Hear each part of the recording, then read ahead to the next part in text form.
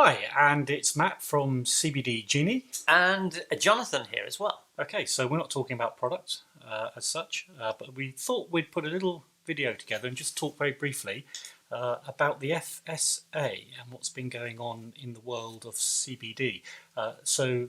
Largely we're talking to a lot of people that are new to CBD and are wondering what's going on, rather than new experts out there.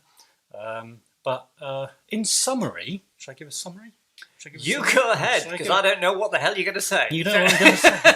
Well, just to bring you up to speed, as you may know, CBD was made legal in the UK in 2017. So over 2018 and 2019, quite a lot of companies entered the market selling edibles, such as the oils that you put in your tongue, and then you've got the gummies, and various other things. Now, ordinarily, when companies start bringing foods out into the market, they are required to submit an application to the Food Standards Agency for a novel food certification. Right. I believe I've termed that correctly. And that involves all sorts of reports done in labs for toxology and all sorts of manner of other things, basically to make sure that, largely speaking, if people are going to eat the stuff, they're not going to drop dead the next day. Oh, sounds good. But CBD is brand new in 2017, and the FSA gave something of an amnesty to the UK market to say, okay, get on with it, make your stuff, put it out there, and we'll give you some time to get your application in before we kind of like close the door on anybody making their CBD product. But that deadline for getting it in came about, I think it was February this year. March. It was March. In March. Was their cut-off. And basically, anybody that was making a CBD product had to get their application in to the FSA by March. And if they hadn't got the application in, or rather an application that was deemed an acceptable application, because that's quite important, then after that point, you weren't allowed or are not allowed to introduce a new product with CBD into the market. Although there are a few exceptions around that.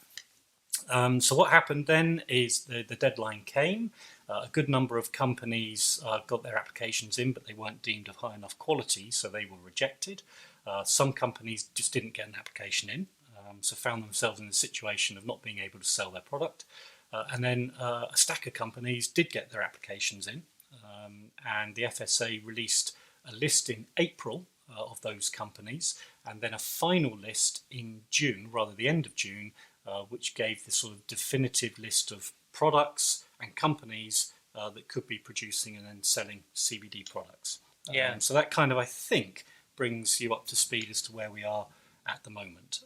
The FSA are interested in edibles as opposed to topicals, so makeup and roll-ons and stuff like that. Outside of their scope and remit. So we're talking sort of teas and gummies and oils and anything that you basically chewing gum, cookies, popcorn, soft drinks, alcoholic drink. I mean, the list goes on. Absolutely. You put it in your mouth, and the FSA's interested. Yeah.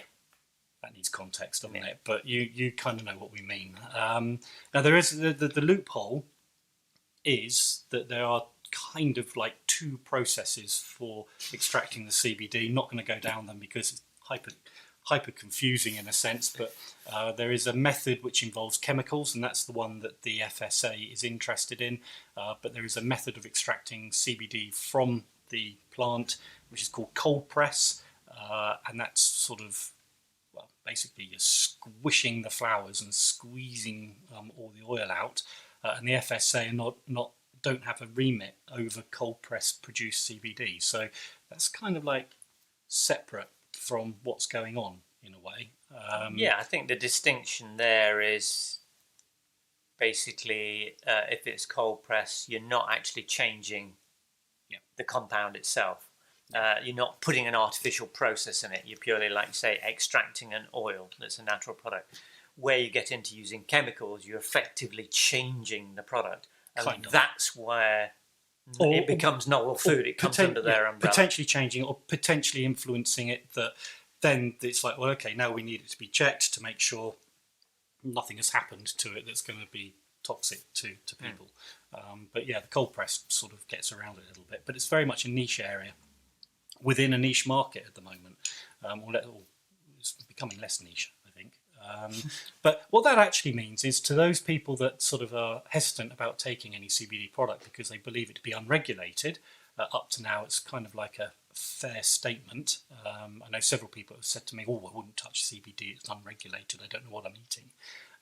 That kind of now is sort of being addressed because the FSA are doing their part to monitor, control, if you like, check what's available. And the list is public, so you as a consumer, any consumer can access, if you go onto the FSA website, you can access the list and you can check to see if a product or company is actually on the list. If it's not, then, well, technically that product shouldn't be available to be purchased, should not be on sale.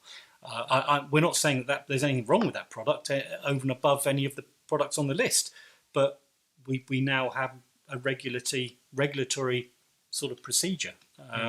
So that's where we're at. So there is some regulation. So if you are a consumer and you're sort of concerned about that, then that should hopefully put your mind at rest. Where does it go from here? That's the question. I mean, that's the thing, isn't it? Where does it go from here? There's 700 companies on the list, and how many products? Oh, it's in several thousands, isn't it? Yes, thousands. Thousands. I mean, a good question is how long is it going to be before the FSA actually process these applications? And from our understanding, an application in the FSA is a bit like a patent pending. So once your application, which has been done to the right standard, has been accepted, you're good to go. But presumably it could take years before the FSA actually get round to processing your application. Yeah, I mean, I think it's the difference is, isn't it? It's not just because the FSA have come in and said these are the check boxes you need to cover. It doesn't. They're not saying they've actually approved those products. No. They're just saying they've checked them. Yeah, so effectively. That's actually something worth mentioning. I have seen, and I'm not pointing any fingers, but I have seen some social media adverts from CBD companies saying that their products have been approved by the FSA, and that is not right. No. Now, I say that it is possible that they've started, and maybe some approvals have been issued. But, it is part of the approval process. I would maybe just drill into that. If a company is claiming they've been approved, maybe you want to ask, well, is that true? Do they mean that their application has been accepted? Because there is a difference, because presumably some companies' applications will be assessed, and at some point the FSA might turn around and say, sorry, your product's got to come off the market for some reason. Don't know. But I think patent and patent pending is probably a fair analogy to where it is at the moment. Where will it go? Will the FSA allow some applications in the future before the list has been reduced? Don't know. But at the moment, we know how many companies are out there and how many products are out there. If they're not on the list, well, I suppose the advice is don't eat it. Yeah. Anything else to say on that?